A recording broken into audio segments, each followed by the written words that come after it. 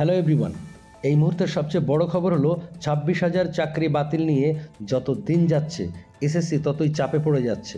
সূত্রের খবর অনুযায়ী এসএসসির 26,000 চাকরি বাতিল মামলায় অযোগ্যদের বেতন ফেরত কবে এবং ওএমআর শিট প্রকাশ নিয়ে আজ বড় নির্দেশ দিল মহামান্য হাইকোর্ট।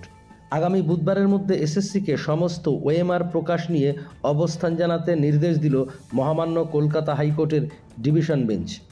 এসএসসিতে 26,000 চাকরি বাতিল মামলায় আজ সোমবার শুনানি হলো মহামান্য কলকাতা হাইকোর্টে।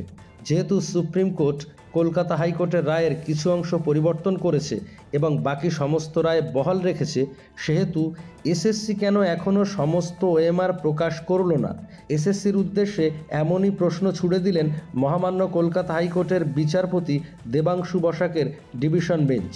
বুধবারের মধ্যে এসএসসিকে সমস্ত ওএমআর প্রকাশ নিয়ে অবস্থান জানাতে নির্দেশ দিয়েছে ডিভিশন বেঞ্চ। এর পাশাপাশি ইতিমধ্যে ঘোষিত অযোগ্যদের বেতন বন্ধ এবং বেতন ফেরত নিয়েও রাজ্যকে অবস্থান জানাতে নির্দেশ দেওয়া হয়েছে মহামান্য কলকাতা হাইকোর্টের ডিভিশন বেঞ্চের পক্ষ থেকে।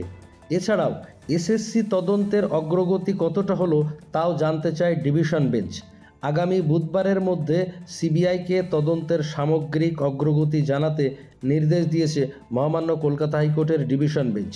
তাই পরবর্তী শুনানিতে এসএসসির বক্তব্যে পরিষ্কার হবে অযোগ্যদের বেতন বন্ধ ও ফেরতের বিষয়টি, এবং কবে নাগাদ ওএমআর প্রকাশিত হবে সেই বিষয়টিও পরিষ্কার হতে পারে।